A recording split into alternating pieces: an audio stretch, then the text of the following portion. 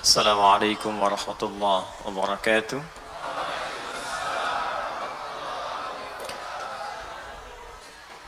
Alhamdulillahilladzi hadana lil islami fa asbahna muslimin. Segala puji bagi Allah yang memberikan hidayah kepada kita dengan Islam sehingga kita menjadi muslim. Fa gharasa fi qulubina bil iman fa asbahna mu'minin. Lalu menanamkan pada jiwa kita kekuatan iman, maka dengan itu kita menjadi mukminin. Thumma amarna bil ibadati lartaqiya minal muttaqin. Dan memerintahkan kita beribadah agar bisa menjaga iman kita dan menjadi orang-orang yang bertakwa. Allahumma salli wa sallim barik ala rasulil karim an-nabiyil amin sayyidina Muhammadin wa ala alihi wa sahbihi wa ummatihi ila yaumiddin. Allahumma salli ya Allah wa barik li jami'il muslimin bifadli nabiyyikal karim Muhammadin wa ala alihi wa sahbihi wa dhurriyyatihi ila yaumiddin wahdihim ya Allah alladhina lam yahtadu ila al-islam liyakunu muslimin bi'idhnika ya rabbal alamin. Amma ba'du fa ya ibadallah usi nafsi wa iyyakum bitaqwallahi faqad faza al-muttaqun fala tamutunna illa wa antum muslimun.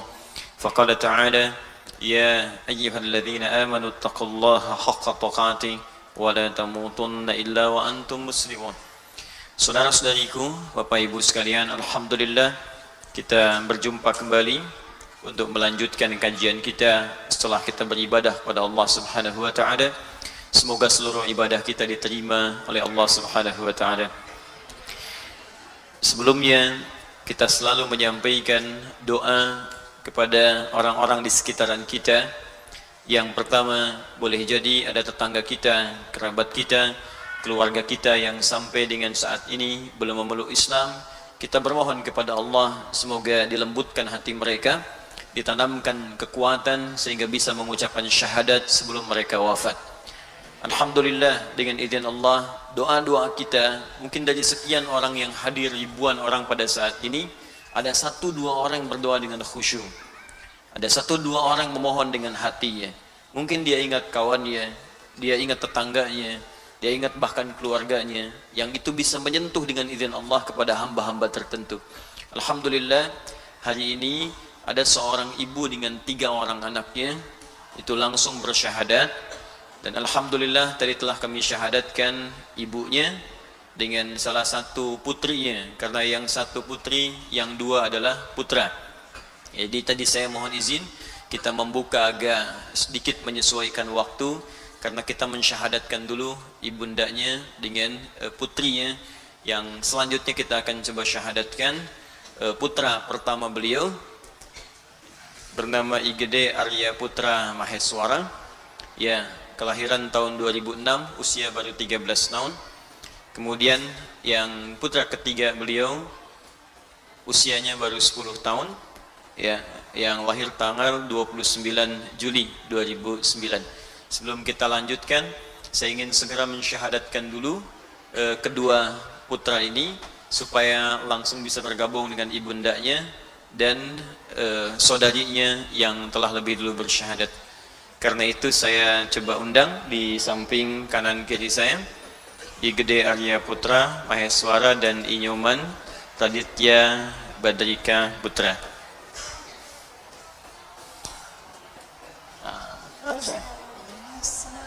Silakan. Baik, Masya Allah. Silakan. Ini namanya siapa? Radit. Radit. Radit. Oh, yang ini ya. Radit usianya 10 tahun sekarang. Oh, Masya Allah. Ini siapa? Oh, bukan. Oh iya. Baik. Radit. Radit sekolah di mana? SDS Kartika. Oh, SD. Baik, kelas berapa sekarang? Kelas 5. Kelas 5. Habis 5, 6. 6, 7. Mau sampai berapa? Sampai SMA. Oh, sampai SMA. Masya Allah. Baik. Ini kakak, nomor 1. Baik. Boleh pinjam mic-nya, Nadine? Namanya siapa, Mas? Igede Arya Putra Maheswara. Masya Allah. Panggilannya? Arya. Ayah, ya. Baik. Ayah tuh, ayo. Alhamdulillah, baik.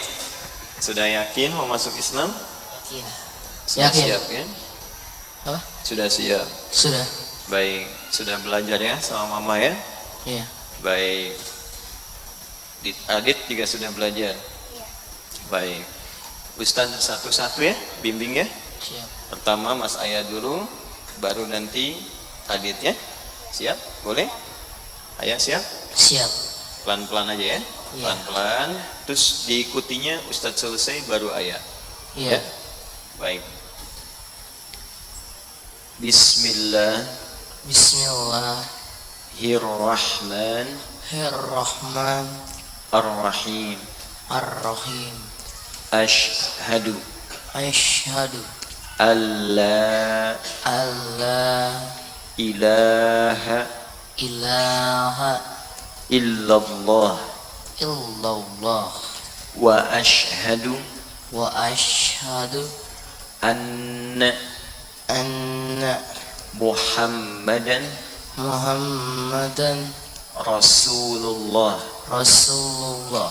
Saya bersaksi Saya bersaksi bahwa bahwa tidak ada Tuhan tidak ada Tuhan yang yang layak layak disembah disembah dan dan dipertuhankan dipertuhankan kecuali kecuali hanya hanya Allah, Allah, dan dan saya saya bersaksi bersaksi bahwa bahwa Nabi Muhammad Nabi Muhammad adalah adalah utusan utusan Allah Allah yang terakhir. yang terakhir. Alhamdulillah. Ya, Ustaz kita Adit dulu ya. Adit siap? Siap. Baik, pelan-pelan aja ya, ikuti Ustaz. Bismillah. Bismillahirrahmanirrahim. Ar-Rahim. Ashhadu Asyhadu alla alla ilaha ilaha illallah illallah wa ashhadu wa asyhadu anna anna Muhammadan Muhammadan Rasulullah. Rasulullah. Saya bersaksi Saya bersaksi bahwa bahwa tidak ada Tuhan tidak ada Tuhan yang yang layak layak disembah disembah dan dan dipertuhankan dipertuhankan kecuali kecuali hanya hanya Allah, Allah, dan dan saya bersaksi saya bersaksi bahwa bahwa Nabi Muhammad Nabi Muhammad adalah adalah utusan utusan Allah Allah yang terakhir. yang terakhir. Alhamdulillahirabbil alamin. Arrahmanir rahim. Maliki yaumiddin. Iyyaka na'budu wa iyyaka nasta'in. Ihdinas siratal mustaqim. Siratal ladzina an'amta 'alaihim ghairil maghdubi 'alaihim waladdallin. اللهم صل وسلم وبارك على رسولك الكريم نبيك الأمين سيدنا محمد وعلى آله وصحبه أجمعين. اللهم تقبل يا الله منهما إن غديت آية شهادتهما يا رب العالمين. يسر لهما حياتهما يا أرحم الراحمين. اللهم كفر عنهما سيئاتهما طول حياتهما يا رب العالمين. اللهم ارزقهما رزقا حلالا طيبا في الدنيا والآخرة. اللهم يسر حياتهما يا الله واجعل حياتهما حياة طيبة. اللهم ألحقهما مع الذين أنعمت عليهم من النبيين والصديقين والشهداء والصالحين وحسن أولئك رفيقا وألحقنا معهم في رحمتك يا رب العالمين. ربنا آتنا في الدنيا حسنة في الآخرة حسنة وقنا عذاب النار بفضلك سبحان ربك رب العزة عما يصفون وسلام على المرسلين وآخر دعوانا أن الحمد لله رب العالمين. Masya Allah. Sekarang agamanya sudah apa, Nadit? Udah Islam. Sudah Islam. Senang Islam. Senang. Oh, Masya Allah. Baik. Ayah sama. Itu di telinganya ada apa? Ada coklat. Di syahadat ada coklat. Ganti Ustaz tuh. Ya, sama-sama. Baik ya. Oh ini nggak ada. Baik, ayah sekarang kelas berapa? Pakai mic-nya? Pakai mic-nya. Kelas 8 SMP. 8 SMP. Berarti ada 1, 2, 3, 4, 8 itu berarti kelas 2 Iya, kelas 2. SMP, Masya Allah. Ya habis pegang mic ini beda telinganya tuh. Oh udah coba. Masya Allah. Mau pegang mic juga. Baik, Alhamdulillah sudah masuk Islam. Yang baik ya, Iya. yang baik sama mama ya, yang baik sama keluarga, sama adik ya, Insya Allah. dijaga semua ya. Sudah latihan sholat belum? Sudah. Nah, sholat subuh berapa rakaat? 2. 2, bagus. Ya, kalau zuhur 4. 4, kalau isya 4. 4. Isya kurangi maghrib jadi apa? Isya kurangi maghrib jadi tidak sempurna sholatnya ya, karena tidak menunaikan sholat maghrib. Baik, semangat ya Adit ya, nanti belajar di sini lagi. Ustadz mau mengajar dulu ya, Iya. atau Adit mau mengajar? Insya Allah ya. Baik, Alhamdulillah. Sekarang temui mama di belakang ya. Iya. Ini siapa?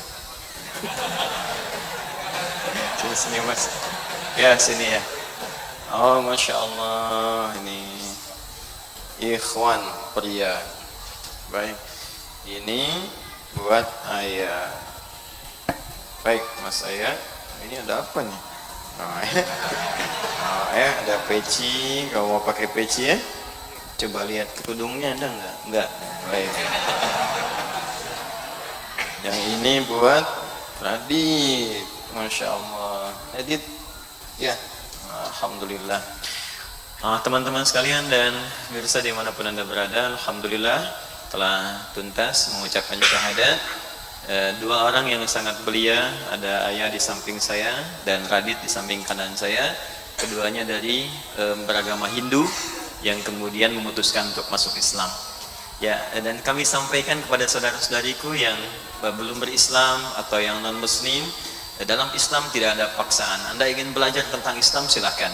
Anda ingin bertanya tentang apapun, tentang konsep ketuhanan, tentang konsep ibadah, silahkan. Dan jika Anda sudah memutuskan untuk mau mendekat kepada Islam, bersyahadat, kami pun dengan terbuka untuk bisa membimbing Anda bersyahadat. Jika anak kecil saja bisa sadar dengan nilai keislaman yang indah, boleh jadi orang-orang dewasa lebih mengerti tentang bagaimana menemukan jalan yang benar di sisi Allah Subhanahu wa taala.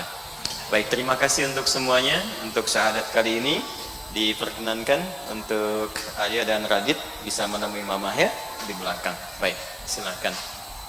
Selamat ya. Baik ya. Ya. Waalaikumsalam warahmatullahi wabarakatuh. Insyaallah. Baik. Alhamdulillah.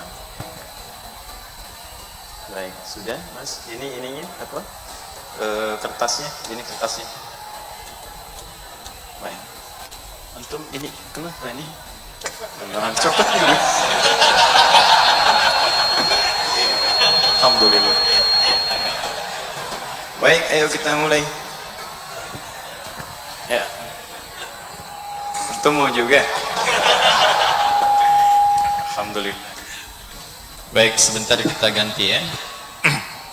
Bismillahirrahmanirrahim. Kita lanjutkan kajian kita masih dalam pembahasan Al-Quran Sunnah Solution dalam serial untuk pembahasan Al-Quranul Karim, masih di surah Al-Fatihah.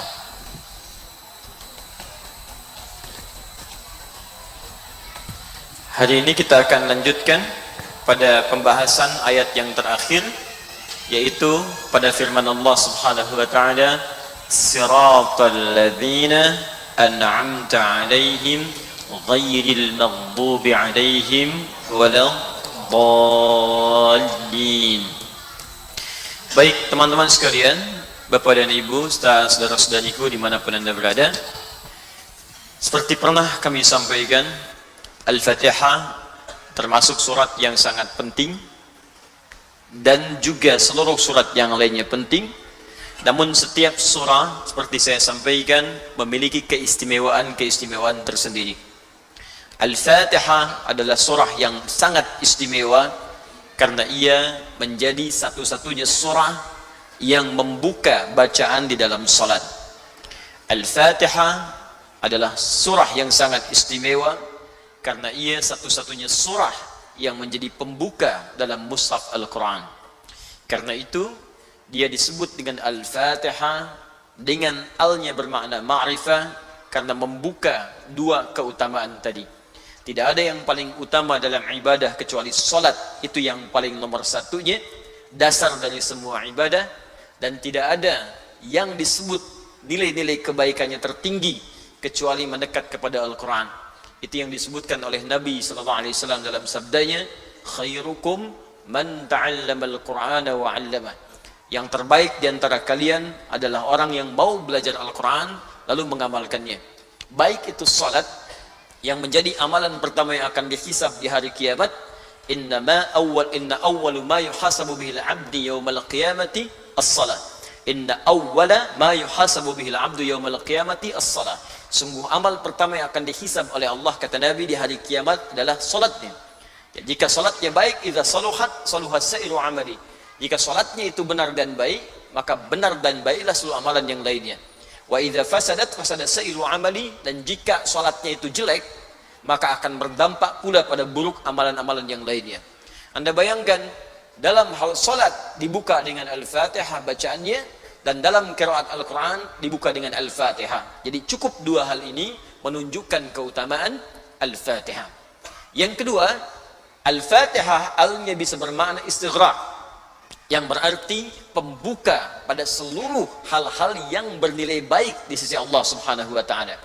Fatihahnya pembuka segala kebaikan, al-nya menunjuk pada keseluruhan.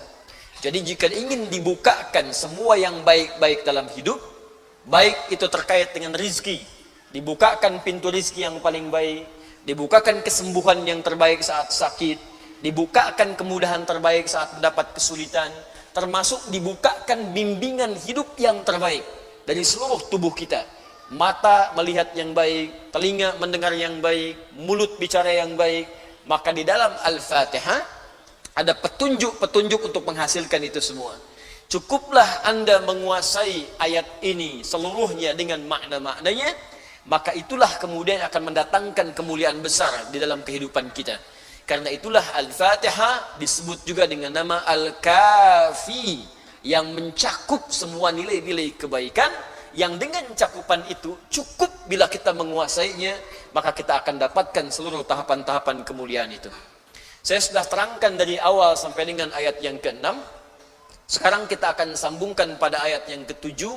Sebelum masuk ke ayat yang terakhir ini, saya ingin tegaskan kembali, dalam salah satu hadis qudsi yang pernah kita bahas di pertemuan terakhir, jika seseorang benar membaca Al-Fatihahnya dengan hatinya yang paling dalam, lalu dia amalkan dengan baik, maka kata Allah melalui lisan Nabi SAW di hadis qudsi, perhatikan kalimatnya, hadza baini wa baina abdi. Ini adalah perjanjian antara aku dengan hambaku. Wali abdi masala. Jika hambaku benar sampai bacaan Al-Fatihah di ayat yang terakhir kemarin, iyyaka na'budu wa iyyaka nasta'in, jika benar bacaannya sampai di situ, kata Allah, masala, bonus pertama yang diberikan, apapun yang ia minta saat ini, aku akan kabulkan. Ingat itu? Apapun yang ia minta saat ini, aku akan kabulkan. Karena itu, pembuka perintah sholat, itu diawali dengan kalimat minta sesuatu. Quran surah kedua Al-Baqarah, ayat ke-45. Wasta'inu bis-sabri was-salat. Perhatikan cara menerjemahkannya. Kata Allah, jika Anda punya kesulitan dalam hidup, apapun jenisnya, maka terimalah itu dengan sabar. Lalu mintakan solusinya kepada Allah. Logika sederhananya begini. Kalau bapak ibu ada kesulitan tentang perihal tertentu, maka Anda kan akan mencari pakar untuk menyelesaikannya. Handphone rusak, perginya kan ke tukang handphone kan? Servis di situ. Motor ada masalah, pergi kemudian ke bengkel. Baik, fisik ada masalah, pergi ke dokter. Jelas ya? Sekarang hidup kita punya masalah. Maka yang bisa menyelesaikan semua itu, kita harus datang kepadanya. Siapa itu? Carilah yang tidak punya batas dalam pemberiannya. Bukan cuman sekedar memperbaiki motor Anda dengan kun fayakun dan ditunjukkan kepada bengkel terbaik. Bahkan ia mampu mendatangkan motor yang lebih baru. Maka ketika Anda memohon kepadanya, kata Allah, saya akan panggil engkau setiap hari supaya engkau bisa menyampaikan kepadaku keluhan apa yang sedang kau rasakan. Masalah apa yang Anda miliki? Maka datang kepadaku, kata Allah, karena aku tidak punya batas dalam pemberian. Maka muncullah kalimatnya, wasta'inu bisabri wassalat. Jika engkau punya persoalan dalam hidup, sabar dulu terima. Nanti saat sholat, datang kepadaku, mintakan apa yang ingin kau mohonkan. Karena itu sholat disebut dengan sholat. Di dalam semua kitab fiqih, itu seakar dengan kata ad-du'a. As-salatu fil lughati hiya doa. Salat secara bahasa artinya doa. Karena itu semua bacaan salat dari mulai takbir sampai dengan salam isinya doa semua. Silahkan Anda cek. Ya, saat mulai takbir Allahu akbar, Allahumma ba'id baini wa baina khataayaya, doa. Anda ruku, subhana rabbiyal azim, doa. I'tidal, sami Allahu liman hamidah dan seterusnya, doa. Sujud, doa. Duduk di antara dua sujud, jelas doa. Rabbighfirli warhamni dan seterusnya. Tahiyat, doa. Bahkan sebelum kita salam, bukankah kita minta 4 permintaan yang paling utama? Ya, Allahumma inni a'udzubika min adzab jahannam, wa min adzabil qabri, wa min fitnatil mahya wal mamat, wa min syarri fitnatil masih dajjal. 4. Masih doa juga. Ditutup dengan salam pun doa. Assalamualaikum warahmatullah. Doa. Mendoakan sekitaran kita. Semoga Anda selamat dalam kebaikan, mendapatkan rahmat Allah dan berkahnya. Kanan kiri. Semua doa. Dan berita baiknya, saat Anda mulai berdoa dalam keadaan berdiri, kata Allah, kalau benar bacaan Al-Fatihahnya, maka semua yang Anda mintakan di detik itu akan langsung dikabulkan oleh Allah Subhanahu wa ta'ala. Ada yang berkata, masa sih? Akhirnya, masa sih ya Allah? Makanya ketika ada orang yang kemudian menyoal, masa sih? Maka ditanyakan oleh Allah, iman kamu di mana? Katanya yakin dengan saya. Katanya beriman. Iman itu yakin tanpa ragu. Saya ulangi, iman itu yakin tanpa ragu. Jadi kalau Anda ingin berinteraksi dengan Al-Quran, gak boleh ragu. Karena itu kalimat Quran dibuka dengan jangan pernah ragu. Dzalikal kitabu la raiba fi. Dzalikal kitab, semua isi Al-Quran itu la raiba fi, jangan pernah diragukan. Karena itu ketika Anda yakin tanpa ragu disebut dengan iman. Orangnya disebut dengan mukmin. Ketika ada orang yang berkata, ya Allah, benar akan dikabulkan, maka langsung oleh Allah dipertanyakan imannya. Dipindah ke Quran surah kedua Al-Baqarah ayat 153. Paling kanan sebelah bawah. Kalimatnya sama persis, tapi pembukaannya berbeda. Yang pertama Al-Baqarah ayat 45, wasta'inu bisabri was salat. Ada yang berkata, benar ya Allah, langsung dibalikan oleh Allah. Ya ayyuhalladzina amanu. Hei orang-orang yang telah beriman, engkau kan sudah beriman. Masa masih nggak yakin juga dengan saya? Kamu masih ragu, kata Allah. Di mana iman kamu? Jadi kalau ada ayat dibuka dengan kalimat iman, ya ayyuhalladzina amanu, 68 kali disebutkan dalam Al-Quran. Jika ada ayat dibuka dengan kalimat iman, maka informasi yang disampaikan sekaligus mempertaruhkan keimanan kita di hadapan Allah. Kalimat salat dibuka dengan iman pertamanya. Alladzina yu'minuna bil ghaib wa yuqimunas shalah. Artinya sebelum salat kita yakin dulu ada manfaat dalam salat. Jadi kalau ada orang yang tidak sholat dipertanyakan imannya di mana? Sama persis kalau ada orang yang sholat dan tidak memohon kepada Allah atau ragu, kata Allah, iman kamu di mana? Ya ayyuhalladzina amanu sta'inu bisabri wassalat. Karena itu sebelum kita dalami lebih jauh, saya ingin tekankan dulu nih sebelum Isya. Begitu Anda sampai pada kalimat iyyaka na'budu wa iyyaka nasta'in, maka tanamkan keimanan dalam diri kita. Itu poin pertamanya. Yakin pasti Allah kabulkan. Yakin kalau kita minta pasti Allah akan berikan. Jadi kalau Anda cuma baca dengan lisan, gak sampai ke hati, gak sampai ke jiwa, maka mustahil apapun yang Anda minta akan dijawab. Mustahil. Ya, lihat dia rumusnya. Sebentar, sebelum masuk ke ayatnya, saya terangkan kaidahnya dulu. Buka Quran surah ke-49, ayat 14. Bismillah. Quran surah 49, Al-Hujurat, ayat 14.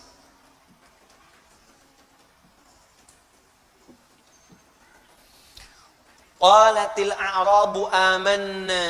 Orang Arab Badui berkata, saya beriman, kami beriman ya Rasulullah. Lalu Nabi diam, sehingga turun jawaban dari Allah. Kul, katakan Muhammad. Ya, katakan Muhammad. Lam tu'minu. Kalian sungguh belum serius imannya. Fokus. Walakin qulu aslamna. Tapi cukup katakan dulu, kami baru masuk Islam. Nah, orang yang masuk Islam bukan yang mengucapkan kalimat syahadatain. Asyhadu an la ilaha illallah wa asyhadu anna Muhammadan Rasulullah. Jadi lisannya mengucapkan kalimat iman, ya, maka dengan kalimat itu menjadi muslim dia. Jadi baru di lisan. Nah, kalimat yang di lisan ini mesti dimasukkan ke dalam hati supaya sampai di jiwa kita. Kalau sudah sampai ke hati, nanti iman yang di hati ini akan membimbing seluruh tubuh kita. Masuk ke mata, matanya dijaga dengan iman. Masuk ke lisan, lisan dibimbing pakai iman. Beda antara lisan beriman dengan yang belum beriman lain. Ya, perhatikan ketika Nabi bahkan Al-Quran menyebut lisan, itu disebutkan imannya dulu. Ya ayyuhalladzina amanu la yaskhar qaumin qaum. Hei orang-orang beriman yang telah beriman, iman Anda akan membimbing lisan Anda untuk tidak saling mencela dengan orang lain. Iman Anda akan membimbing lisan Anda la yaghtab ba'dukum ba'du, untuk tidak bergosip. Jadi kalau ada iman dalam diri kita, itu imannya akan langsung sampai ke lisan, jangan gosip. Saya tidak, Ustaz, bagus. Tidak seperti ibu itu tuh. Kalau gosip tuh, sama. Ya. Jadi kalau iman kita itu masih ada, itu langsung bahkan seketika ada kebagian pikiran kita mengatakan ini nggak bagus. Pernah ada perasaan begitu? Ya, ada gambar-gambar yang nggak bagus, tiba-tiba ini nggak baik. Ya, qul lil mu'minina yaghuddu min absarihim. Katakan pada pria-pria yang punya iman, iman itu akan otomatis masuk ke mata membimbing. Jangan lihat yang nggak bagus. Ke kaki sama, ke tangan sama. Jadi itu kalau iman masuk ke dalam jiwa kita, ke dalam tubuh kita, maka dia akan membimbing seluruh elemen tubuh kita untuk berlaku yang baik-baik. Tapi kalau cuma di lisan saja, nyampe ke lisan diucapkan, nggak nyampe ke hati. Walamma yadkhulul imanu fi qulubikum. Lihat ayatnya. Sedangkan iman yang engkau ucapkan itu, engkau tidak sampaikan dia ke dalam jiwamu. Akhirnya beragama itu hambar.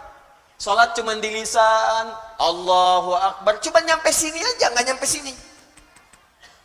Karena diucapkan cuma di lisan, nggak sampai ke dalam jiwa, akhirnya yang di jiwa nggak memberikan bimbingan kepada kita. Memang lisannya Allahu Akbar, tapi di pikirannya WA hu Akbar, Facebook hu Akbar, YouTube hu Akbar, Allahu Akbar, tang ting tung ting tang ting tung tang ting tung. Jadi yang akbar siapa gitu?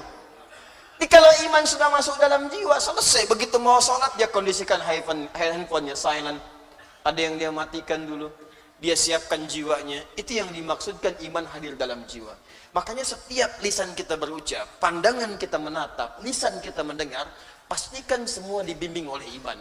Kebanyakan orang yang sholat, ketika mengucapkan kalimat itu di era kekinian, itu semua bacaannya tidak bersumber dalam jiwanya. Cuma di lisan aja gitu. Coba tanyakan pada diri Anda ketika sholat. Masuk nggak bacaan itu ke hati Anda? Dibaca nggak dengan sepenuh jiwa? Jangan-jangan cuma takbir Allahu Akbar, tapi nggak nyampe ke jiwa. Beda kalau nyampe ke jiwa, Bu, Pak. Abu Bakar tuh sampai gemetaran mengucapkan itu.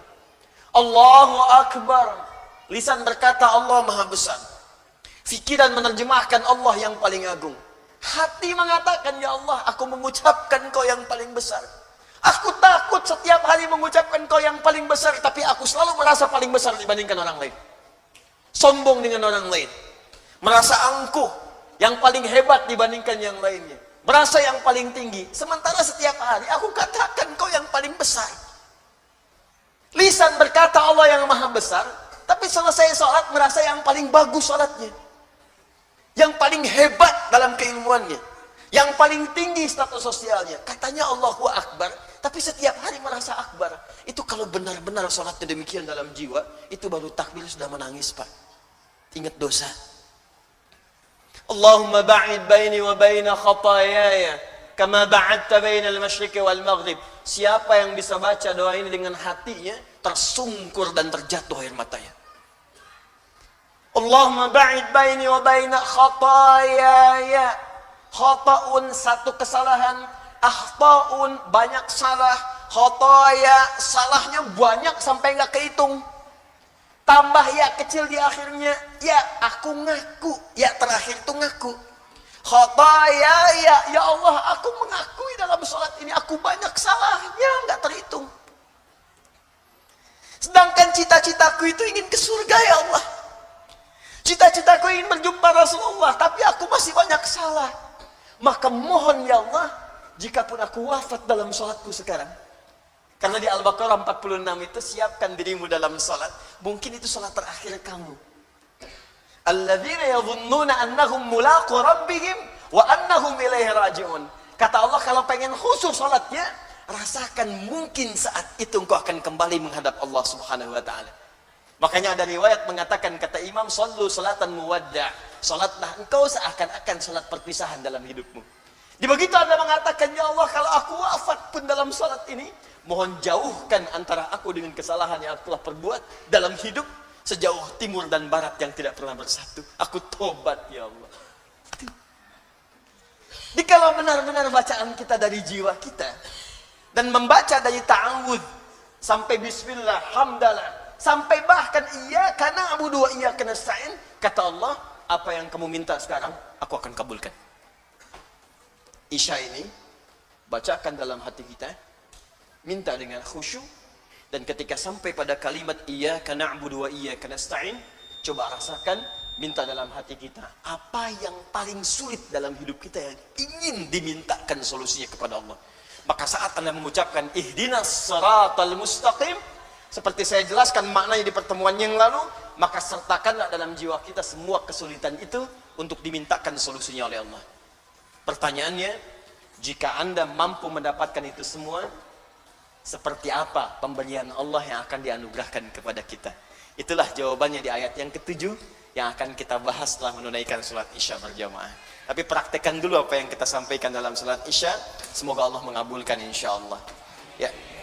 Subhanakallahumma bihamdika asyhadu an la ilaha illa anta astaghfiruka wa atubu ilaik. Assalamualaikum warahmatullahi wabarakatuh. Assalamualaikum warahmatullahi wabarakatuh.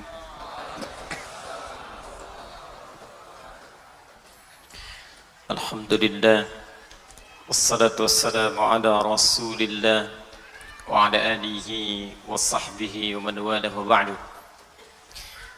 Saudara-saudariku, kita telah menunaikan salat Isya berjamaah beserta amal dan sunnahnya. Semoga salat kita diterima oleh Allah Subhanahu wa taala.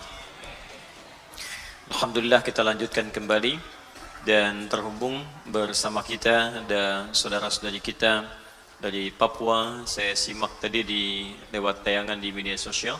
Ada yang juga dari Maluku, ada Sulawesi, ada dari Malaysia, juga beberapa wilayah di luar negeri. Kita mendoakan saudara-saudari kita dari sini, semoga Allah memberikan keberkahan pada teman-teman kita semuanya. Baik, jika kita meminta dalam Al-Fatihah langsung tawaran dari Allah, silahkan minta apapun sepanjang itu baik untuk dunia dan akhirat, dan itu engkau butuhkan, pasti Allah kabulkan. Jadi ingat, itu dua ya aspeknya. Jadi kalau minta itu yang akan dikabulkan oleh Allah, aspeknya dua. Satu, kebutuhan, bukan keinginan. Ingat ya, saya ulang, kebutuhan bukan keinginan. Kadang-kadang kita meminta, menginginkan sesuatu, Allah menjawab apa yang kita butuhkan, bukan apa yang kita inginkan. Nah, dalam hal ini kadang-kadang terjadi 3 hal. Pertama, jika memang apa yang kita minta itu kita butuhkan, maka seketika akan dikabulkan. Yang kedua, boleh jadi yang kita inginkan itu memang kita butuhkan, tapi bukan saat ini.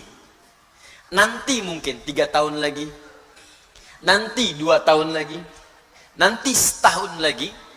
Maka boleh jadi permintaan saat ini ditunda oleh Allah, jawabannya bukan tidak dijawab, tapi dikabulkan saat kita sanggup kemudian menjalani apa yang kita mintakan itu. Ini biasa, Pak.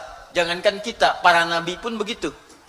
Ya, Nabi Muhammad SAW minta kepada Allah supaya kiblat dialihkan dari Masjid Al-Aqsa ke Ka'bah Al-Musharrafah di Makkah Al-Mukarramah.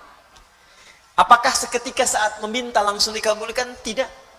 Ada proses 2 tahun lebih sampai hampir 3 tahun baru turun Quran surah kedua ayat 144 itu. Bahkan bahasanya dalam Al-Quran, qad nara taqalluba wajhika fis sama. Kami selalu perhatikan engkau menengadahkan wajahmu ke langit memohon supaya kiblat dialihkan. Ini ternyata tidak ada ruginya berdoa walaupun dikabulkan 2 tahun kemudian, tapi saat bermohon itu kita sering diperhatikan oleh Allah. Anda diperhatikan oleh guru saja senang, diperhatikan oleh pasangan hidup senang, anak diperhatikan oleh orang tua senang, orang tua diperhatikan oleh anak senang. Maka siapa yang tidak senang diperhatikan oleh Allah Subhanahu wa ta'ala? Maka jika Anda pengertian terbaliknya, jika Anda ingin selalu diperhatikan oleh Allah, banyak-banyaklah berdoa. Wa qala rabbukum ud'uni astajib lakum. Ya, Rabbu berfirman, minta padaku, aku akan jawab. Tapi kalimatnya menggunakan astajib, bukan ujib. Ya, ista talabus syai' bisa berarti jaraknya seketika, bisa berarti masih ada jarak ke depan. Jelas ya? Saya sering analogikan anak Anda usia 5 tahun minta diberikan motor. Ya, motor tertentu. Anda punya kemampuan membeli, tapi anak itu belum punya kemampuan mengendarai. Ya kan? Baik, apakah akan dibelikan? Tidak.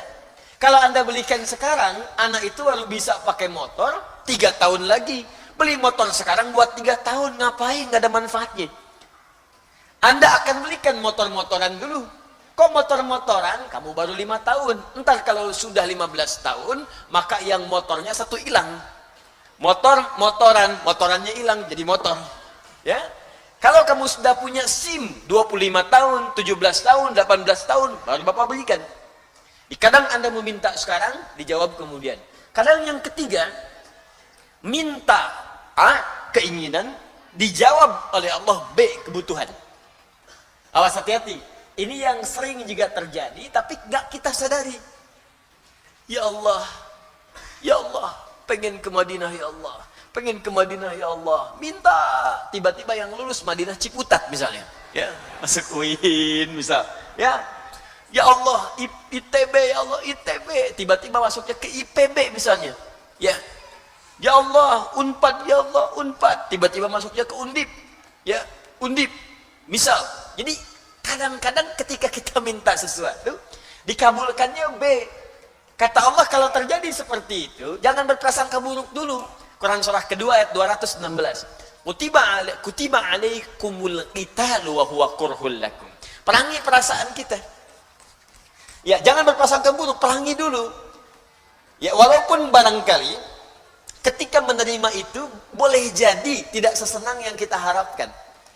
Harap-harap dapat ini, ternyata B.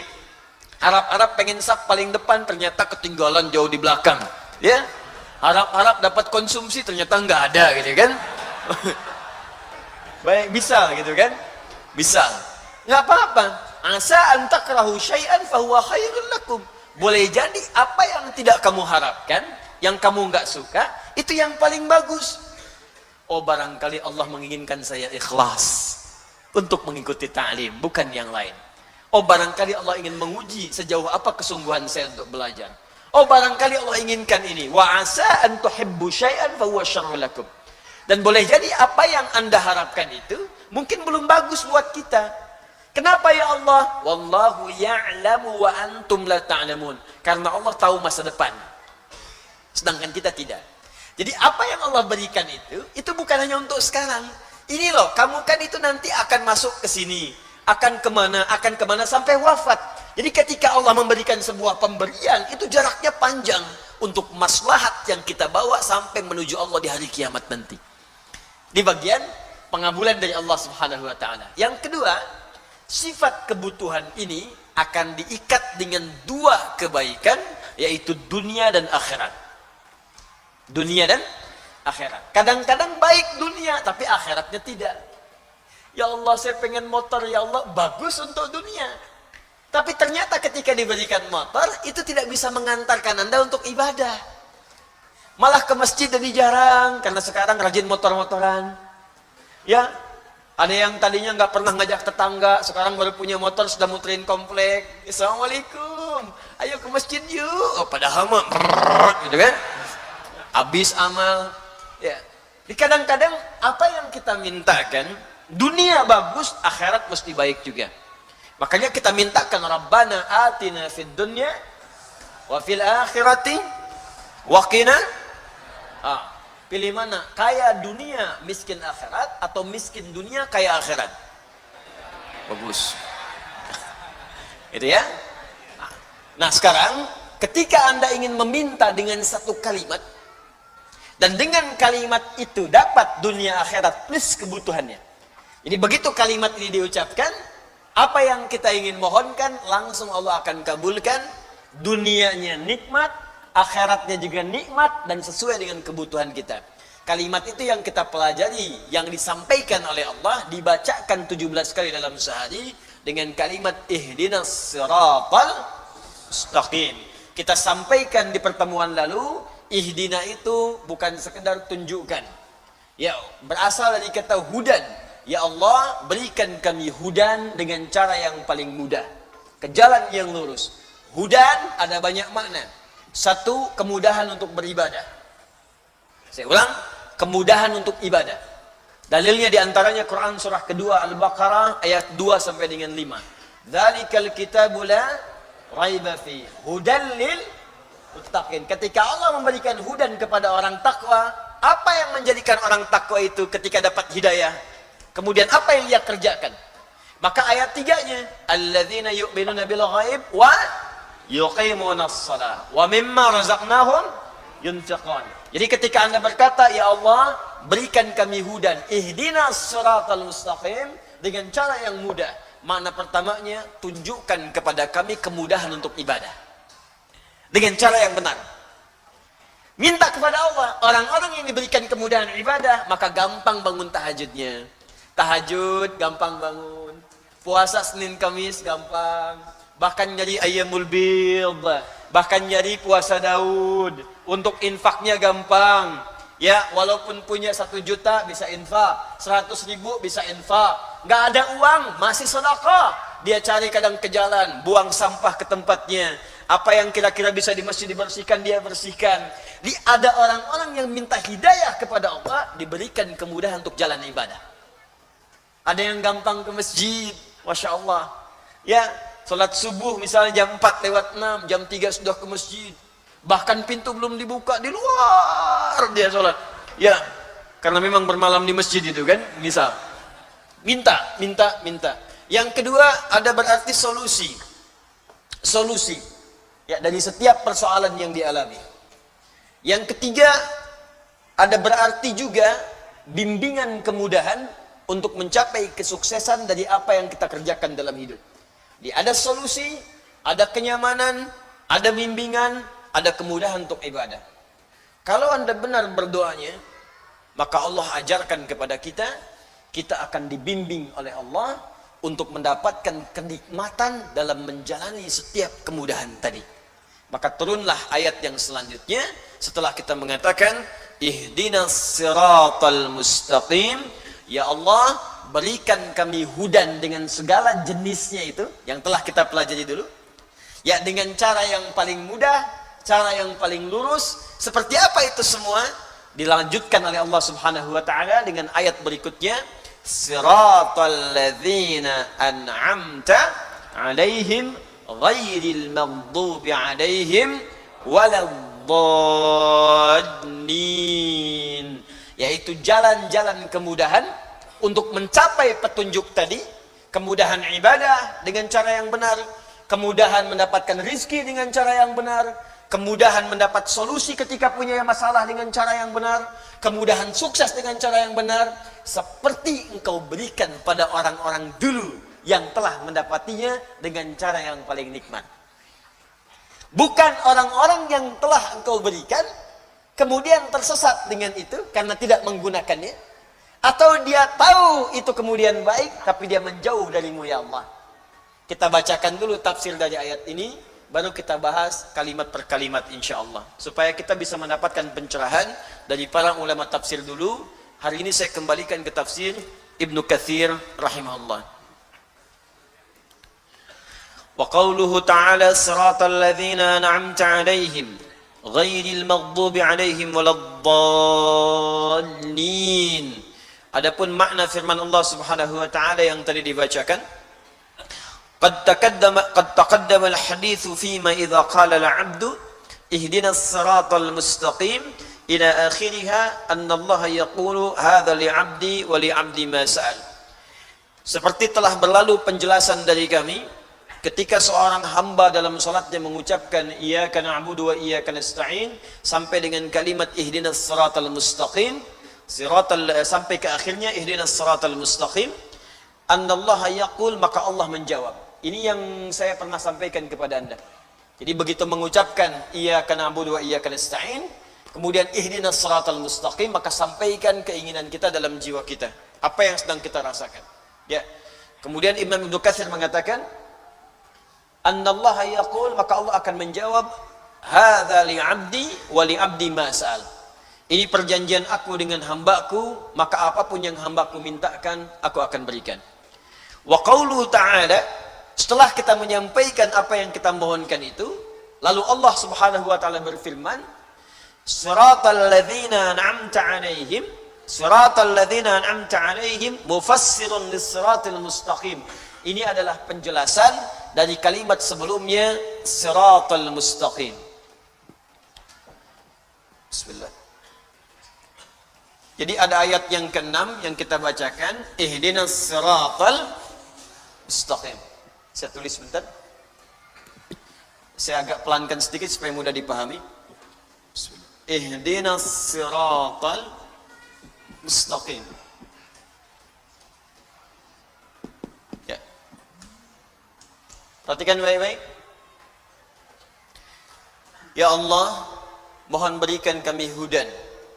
Dari kata hudan, saya sudah jelaskan pertemuan lalu. Bagi Anda yang tidak mengikuti, lihat lagi tayangan yang telah lalu. Ini maknanya bisa kemudahan ibadah, kesuksesan, solusi, kelapangan, dan segala jenis kebaikan-kebaikan. As-siratal mustaqim, dengan jalan yang lurus, dengan cara yang paling mudah. Jadi kalau ibadah, ya Allah tunjukkan cara ibadah yang benar, yang lurus. Kalau salat, salatnya benar, kan? Kalau kemudian puasa, cara puasanya benar. Kalau zakat, cara zakatnya benar. Kalau haji, cara hajinya benar. Kalau berpakaian, cara berpakaiannya benar, kan? Yang akhwat, jilbabnya benar. Yang pakai cadar, yang perempuan, yang laki-laki, yang celananya cingkrang, kan? Yang berjenggot, yang macam-macam, ditunaikan dengan cara yang benar, ya. Jadi ketika kita minta kepada Allah, akan dibimbing dengan cara-cara yang baik. Ini hudan. Nah sekarang fokus. Kalau kita minta sukses, sukses dengan cara yang benar. Karena ada orang sukses tapi dengan cara yang tidak benar. Ada yang nyogok, ada yang korupsi, ada yang macam-macam. Jadi kalau ada orang korupsi tapi mengucapkan kalimat ini, itu tandanya imannya nggak sampai ke jiwanya. Dia aneh, ihdinas siratal mustaqim. Ya Allah, tunjukkan kami cara sukses yang benar dengan jalan yang lurus. Habis itu nyogok.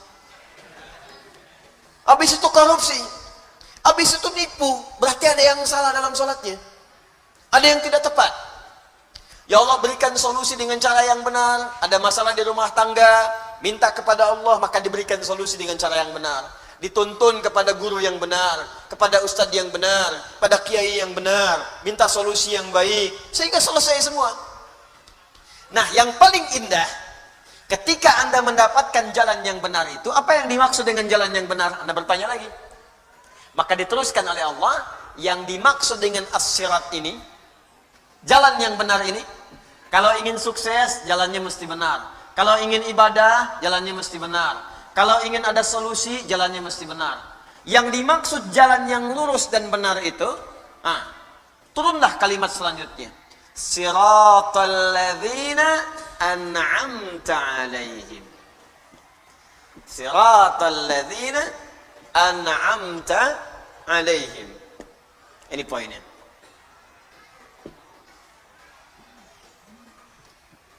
Maka muncul di ayat yang ketujuh, kata Ibnu Katsir rahimahullah, maka yang dimaksud dengan kalimat siratal ladzina an'amta 'alaihim mufassirun lis-siratal mustaqim.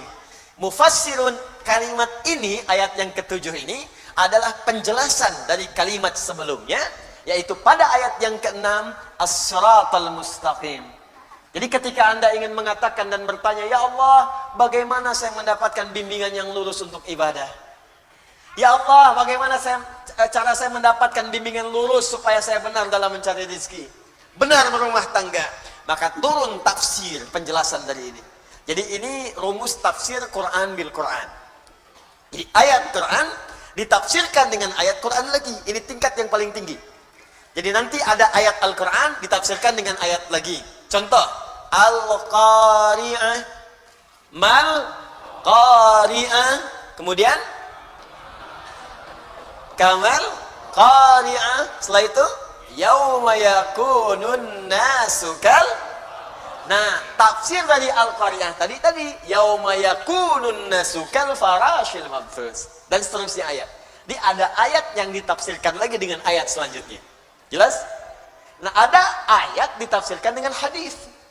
Di ayatnya muncul apa keterangan di ayat itu? Hadis Nabi SAW yang menjelaskannya. Ini paling banyak. Contoh tentang puasa, contoh sholat. Ya, disolatkan dalam Al-Quran. Saat kita sholat, ada perintah sholat, kan nggak pernah disebutkan dalam Quran bagaimana cara takbir, ya, bagaimana cara ruku. Diperintahkan di Al-Quran kita supaya sholat. Al-Baqarah ayat 43, wa aqimus sholat, ayo tunaikan sholat. Tapi nggak pernah dirinci di Al-Quran bagaimana cara sholatnya. Ya, coba dilihat, ada nggak ayat tentang membimbing kita? Cara takbir itu angkat tangan sampai sejajar dengan bahu. Ada ayatnya? Silahkan cari sampai kiamat kurang 2 hari, nggak akan ketemu. Nggak akan ketemu. Karena memang tafsirnya dijelaskan nanti oleh Nabi. Peran Nabi untuk menjelaskan itu semua lewat hadis Nabi SAW. Karena itu ada hadis tentang fikih sholat. Cara bertakbir, cara niat sebelumnya, cara menghadap kiblat, bahkan cara wudhu sampai dengan kita sholat dengan sempurna.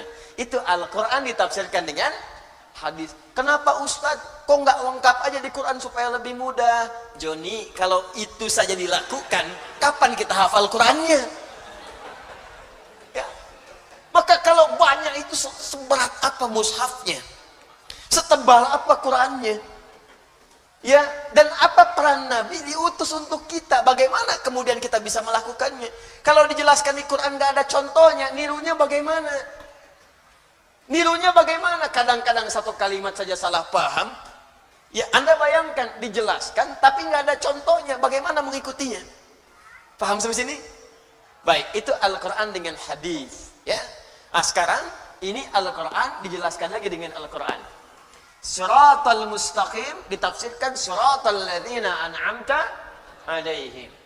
Nanti sebentar saya teruskan dulu baca kitabnya, baru kemudian kita jelaskan maknanya. Wa huwa badalun minhu 'inda an-nuhah wa yajuzu an yakuna atfa bayanin wallahu a'lam. Jadi ini dalam ilmu nahwu di kaidah bahasa Arab ini bisa disebut badal atau atfu bayan. Saya jelaskan kaidah dulu bahasa Arabnya. Ini bisa disebut badal atau atfu bayan.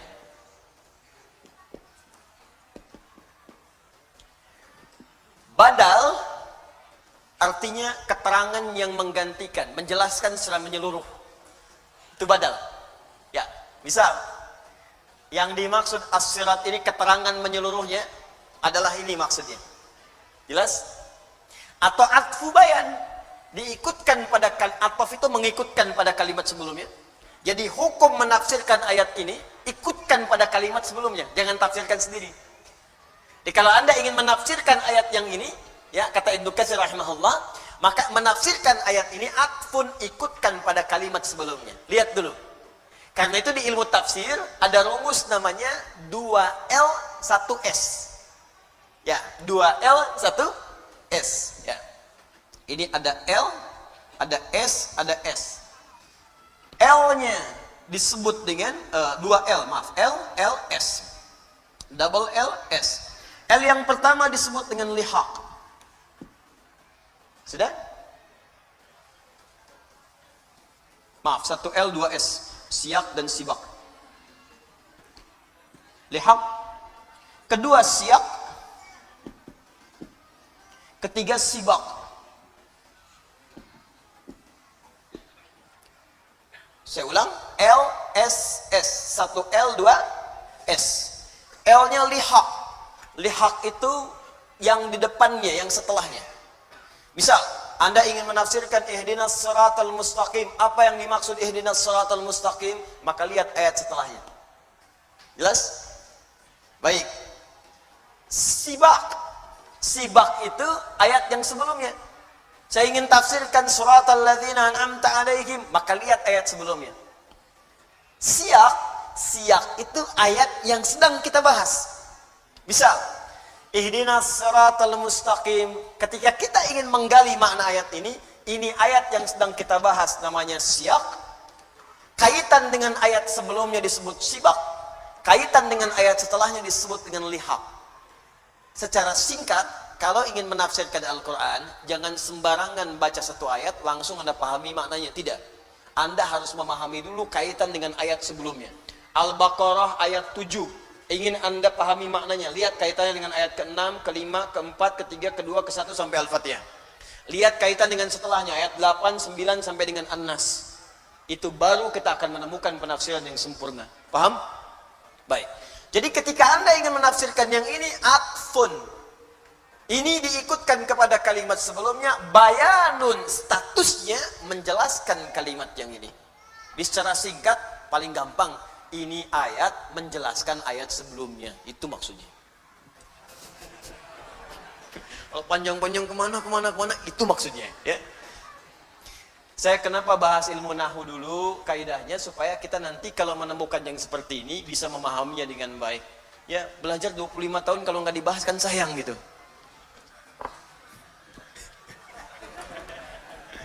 Baik.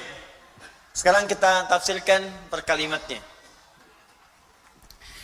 Walladzina an'ama Allahu 'alaihim humul madhkuruna fi suratin Nisa, haitsu qala ta'ala, "Wa may yuti'illaha wa rasulahu fa ulaika ma'al ladzina an'ama Allahu 'alaihim minan nabiyyin was-siddiqin wasyuhada'i was-salihin wa hasuna ulaika rafiqa." Sekarang fokus baik-baik. Lihat sini.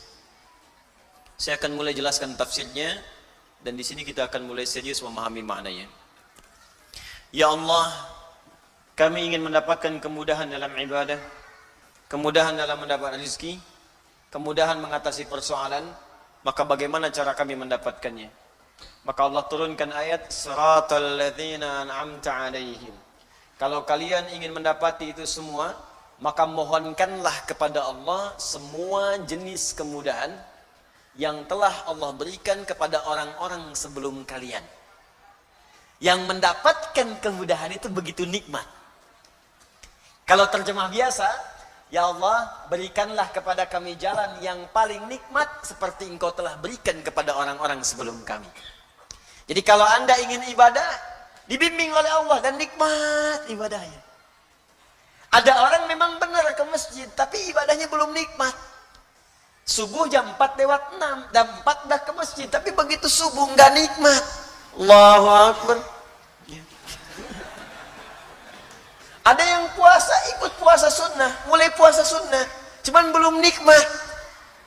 Ya, sahur bareng-bareng. Akhi, hari ini buka jam berapa? Masya Allah, baru sahur dan hanya buka. Ada yang baca Quran cuman belum nikmat, baca aja. Ya. Ada yang baca satu ayat nikmat gitu. Yasin, buka tafsirnya. Satu ayat tapi nikmat gitu, Pak. Ya. Ada kan Yasin wal Qur'anil hakim innaka laminal mursalin. Memang lancar, khatam, tapi kenikmatannya enggak kerasa. Ada yang Al-Kahfi, alhamdulillahilladzi anzala, baca satu ayat nikmat. Ada yang 10 menit dah selesai Al-Kahfi. 110 ayat. Ya. Tapi kenikmatannya enggak ada. Ada yang cuma satu ayat tuh nikmat banget. Nun. Ya, tafsirnya. Masya Allah. Satu ayat. Jadi ada orang-orang yang mendapatkan itu begitu nikmat. Ya, ada orang-orang yang mendapatkan itu begitu nikmat. Ibadah itu nikmat sekali. Di Allah tawarkan, kamu saya beri solusi, tapi nikmat. Kan ada orang yang dapat solusi, tapi caranya kan nggak enak. Anda mau ke Alexan ke sini, Anda cari jalan. Ya, saya mau tanya pada Anda, pilih mana, jalan yang berliku atau jalan yang lurus sampai ke tujuan? Lurus. Pilih mana? Lurus tapi macet, berliku tapi lancar. Hah? Tuh. Pasti aja tuh. Lurus tapi lancar. Ya. Baik, ada yang lurus tapi macet, ada yang lurus tapi lancar. Nikmatkan yang lancar kan? Tapi ada yang paling dahsyat, lurus dan macet masih nikmat. Itu yang nggak mudah. Alhamdulillah macet, Allahu Akbar, bisa mulanya Al-Quran. Lihat tuh. Jadi yang dia pikirkan tuh niatnya yang lurus. Mau ke pengajian macet nih. Waduh, estimasi waktunya nyampainya jam 8. Mungkin baru nyampe udah mau bubar. Lihat. Tapi nikmat aja, bukankah sekarang live? Dibuka aja, ikutin. Jadi memang yang dia concernkan niatnya. Niat saya kan untuk belajar. Dan dahsyatnya dalam Islam, pahala diberikan saat niat itu muncul. Innamal a'malu niat.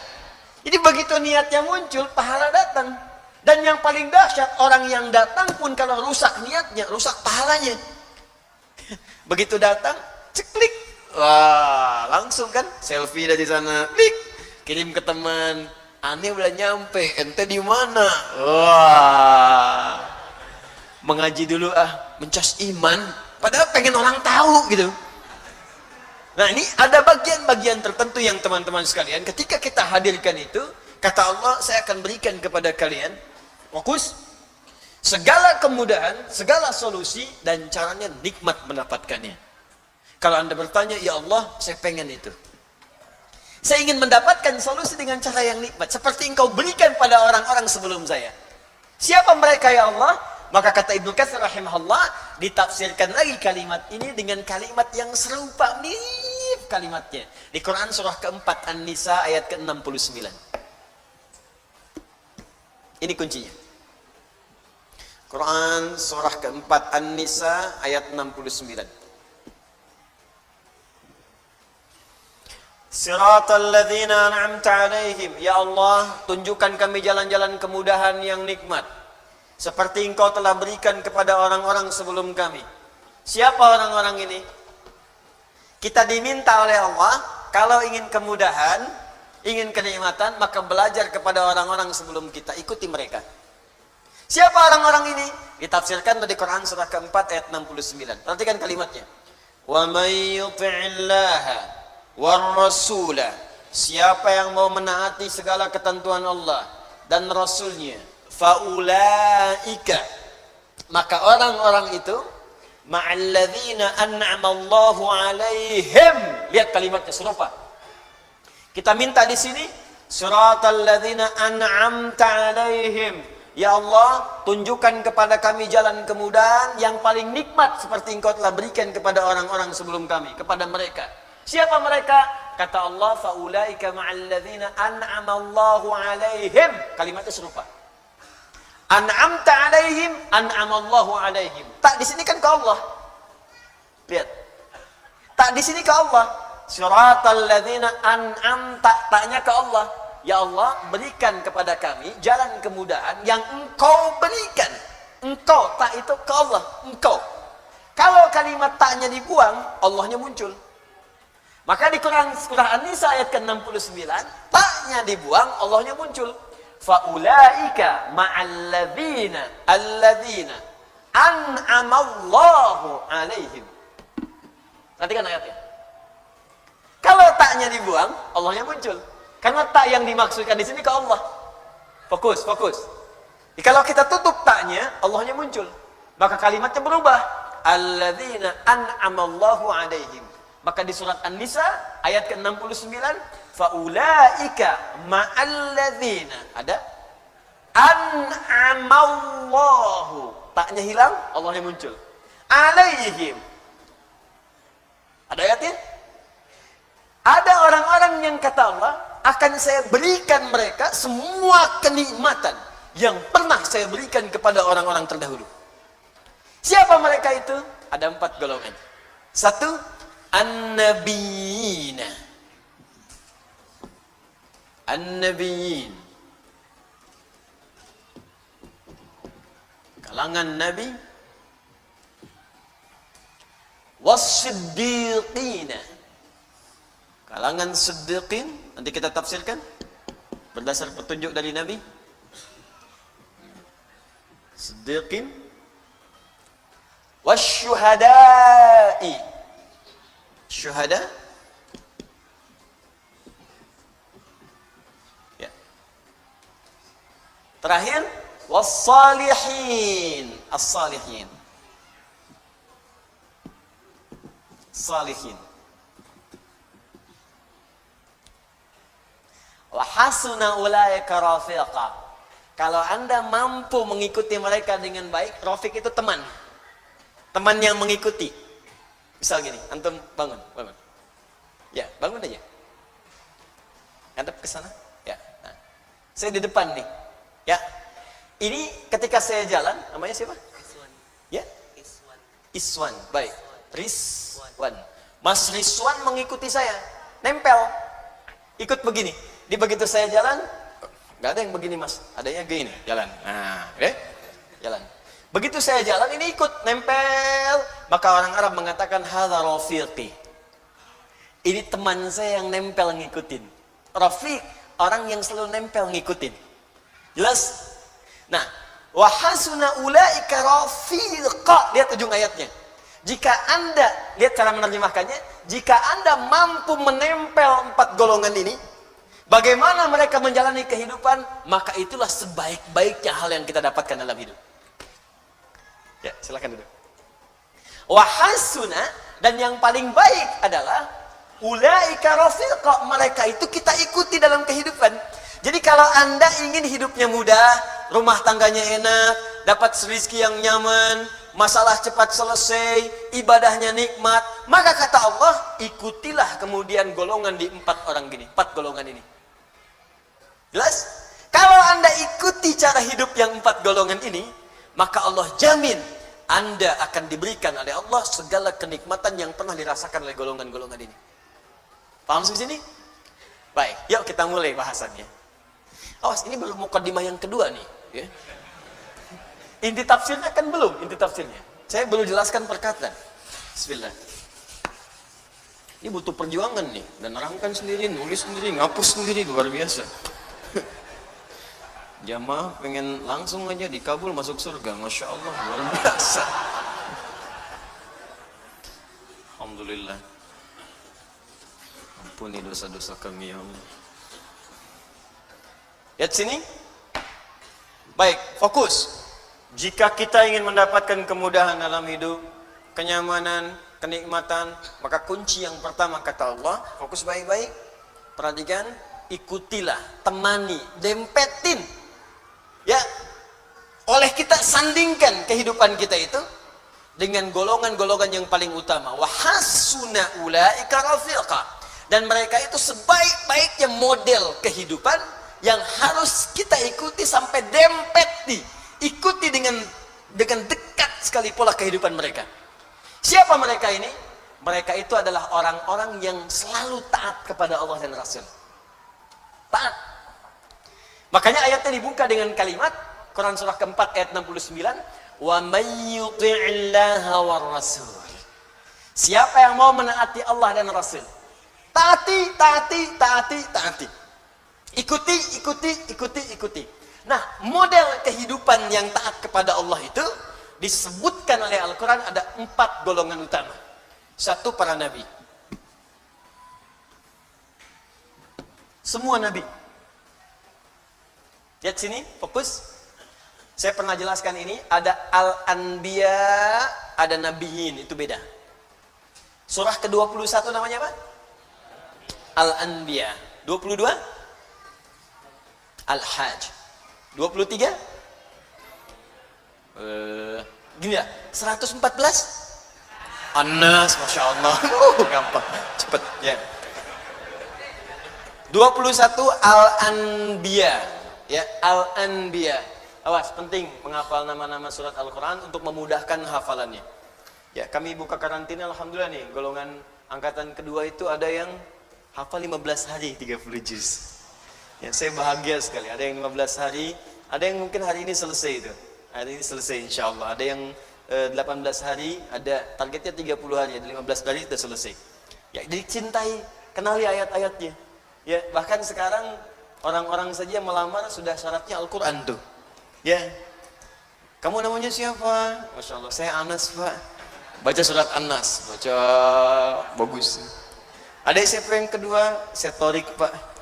Baca surat At-Torik, baca bagus. Ada yang ketiga siapa? Udah pucat wajahnya. Masya Allah, saya Yusuf Pak. Yusuf. Wah, tapi memang gak hilang akal. Cuman panggilan sehari-hari kulhu. Dan sini ada al-anbiya, anbiya, ada nabiyin, an-nabiyina.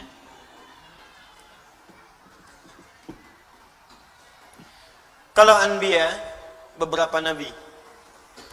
Karena itu di surah Al-Anbiya tidak dikisahkan semua nabi. Tapi kalau nabiyin, itu seluruh nabi. Dari Nabi Adam alaihissalam sampai Nabi Muhammad sallallahu alaihi wasallam. Jadi Allah seakan memberikan pesan kepada kita, kalau hidup kita ingin tenang, ingin nyaman, ingin nikmat di rumah tangga, di pekerjaan, di kehidupan sosial, ikuti pola hidup para nabi. Makanya saat Anda sakit, ada contoh Nabi Ayub yang pernah sakit. Oh, fokus. Ada yang pernah sakit. Ya Allah, saya sakit kepala, sakit di kaki, sakit di tangan, ya, sakit di kantong, ya, sakit macam-macam. Nah, begitu terkena penyakit fisik, Allah turunkan pola kehidupan Nabi yang pernah sakit. Ada yang ringan-ringan seperti Nabi Ibrahim sakit. Bagaimana menikmati penyakit itu? Ini yang paling indah. Sakit tapi menikmatinya gitu. Kan kebanyakan orang sakit itu menghadirkan keluhan kan? Makanya dokter bertanya ketika pasien datang, keluhannya apa Pak? Keluhannya apa Bu? Dia ada orang sakit mengeluh. Tapi kalau Anda paham rumus ini, sakit tapi menikmati sakitnya. Pernah nggak ada orang terima sakit? Keluhannya apa? Oh nggak ada, nikmat semuanya. Terus ngapain Bapak kesini? Cuman buat kasih tahu aja. Orang semua sakit itu ditanya keluhan, yang ini tidak menikmati sakitnya. Nabi Ibrahim sakit. Ketika sakit, Quran surah ke-26 ayat 80. Wa idza maridtu fahuwa yashfin. Kalau saya sakit, pasti Allah sembuhkan. Enggak ada keluhan. Allah, Engkau yang memberi saya makan, Engkau yang memberi saya minuman, Engkau yang menghidupkan saya, Engkau yang mewafatkan saya. Seperti Engkau menyehatkan saya dengan makanan dan minuman, saya sakit pun pasti Engkau sembuhkan. Nggak ada keluhan yang keluar. Yang dahsyat Nabi Ayub, ketika Anda berkata itu kan penyakit biasa Ustaz, tapi saya ini kena jantung, tapi kan masih hidup Bu. Kematian itu tidak ada hubungan dengan jantung. Kematian itu dengan ajal. Ada orang nggak sakit jantung pun kalau sudah tiba waktunya meninggal juga. Gitu. Tapi kan ginjal saya tidak berfungsi. Tapi kan mata ibu berfungsi. Ya. Tapi kan telinga bapak berfungsi. Lisan kita berfungsi. Maka ketika ada orang mengeluhkan penyakitnya, Allah turunkan penyakit yang paling dahsyat yang pernah dialami oleh seorang nabi, yang tidak pernah dirasakan oleh orang sebelumnya dan tidak akan pernah dialami oleh orang setelahnya. Supaya nggak ada yang mengeluh lagi. Ketika mengeluh, Allah kemudian balikan. Ini aja nabi saya uji, dia nggak mengeluh. Kamu bukan nabi, kenapa mengeluh? Tapi kan dia nabi, ya Allah. Diturunkan ayatnya. Kalau ada orang yang bukan nabi mengikuti amalannya, maka saya akan berikan kenikmatan yang sama seperti dia mengalaminya. Maka turunlah Quran surah ke-21 ayat 83 sampai 84 itu. Wa ayyuba idznala rabbahu anni massani yadurru wa anta arhamur rahimin. Kata Allah, hei, saya akan buka kisah Ayyub alaihissalam supaya kalian belajar. Ketika ia mulai bermohon kepada Allah, saat sakitnya mulai mengganggu dia untuk ibadah. Di saat sakitnya itu biasa, beliau nikmati aja. Nikmati, sholat ya sholat, ibadah ya ibadah, gak ada keluhan. Istrinya bertanya, papa kenapa gak minta kepada Allah sembuhkan? Kata suaminya, berapa lama kita sehat dan senang? 20 tahun. Berapa lama kita diuji dengan sakit dan begini? 7 tahun. Nanti aja, kalau sudah sakitnya sama dengan sehat 20 tahun, baru saya minta kepada Allah. Saya malu dikasih sehat 20 tahun, saya senang. Kenapa ketika dikasih sakit untuk ibadah selama baru 7 tahun sudah mengeluh? Bukankah semuanya datang dari Allah untuk kita beribadah kepada Allah? Dikasih kaya 20 tahun, kita senang.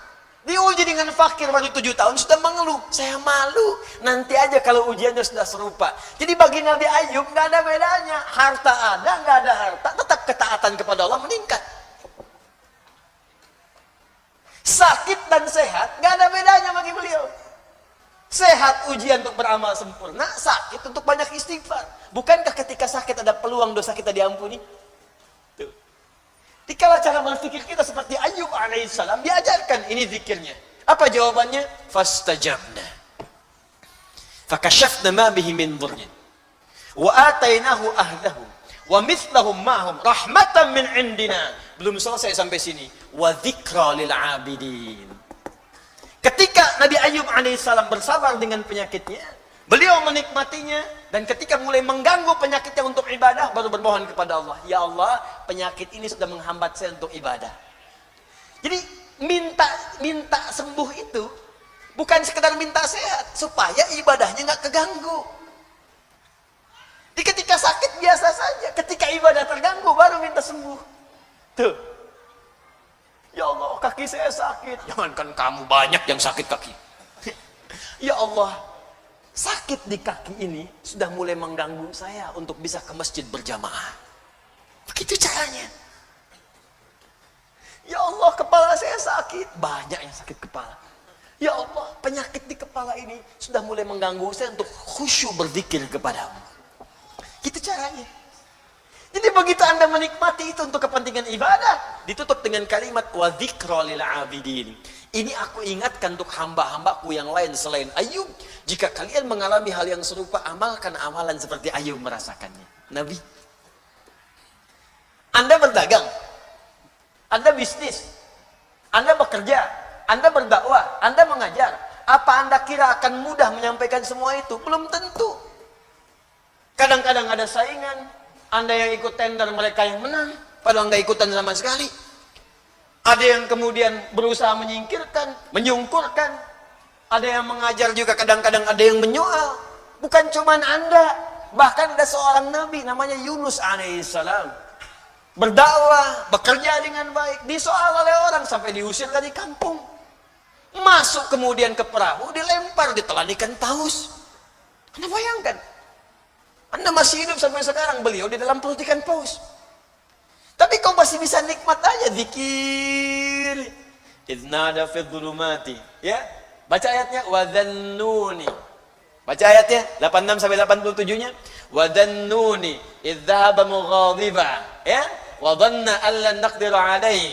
Wa nada fi dhulumati alla ilaha illa anta subhanaka inni kuntu minadh dhalimin. Tadinya gelisah, nggak enak tuh, ditelan dalam perut ikan paus. Kira-kira tuh di dalam perut ikan paus itu, maaf ya, terang atau gelap? Udah pernah masuk? Hah? Pengap atau nyaman? Ya, kita kebayang aja pasti pengap, sempit pengap. Dalam perut ikan yang sangat besar itu sempit pengap, tapi masih bisa berzikir kepada Allah. Allah ilaha illa anta subhanaka inni kuntu minadh zalimin. Allah ilaha illa anta subhanaka inni kuntu minadh zalimin. La ilaha illa anta subhanaka inni kuntu minadh zalimin. Allahu akbar. Apa jawabannya? Fastajabna lahu. Ya, wa najainahu minal gham. Perhatikan jawabannya. Tadi Nabi Yunus alaihissalam masuk ke dalam perut ikan paus. Tapi ketika dijawab doanya, jawabannya bukan mengeluarkan beliau dari perut ikan paus. Ya. Kalau mau konsisten, fastajabna lahu wa najainahu minal hut. Kami jawab doanya, kami bebaskan dia dari perut ikan itu, kami keluarkan. Tapi yang terjadi adalah kalimatnya indah. Fanajainahu minal ghammi. Gham. Apa itu gham? Gham itu awan gelap yang menaungi. Gelap. Tiba-tiba gelap. Bahasa Spanyolnya puek. Udah siang, masih siang, udah gelap. Gelap. Fokus. Jadi ada ghamam, ada gham, itu beda.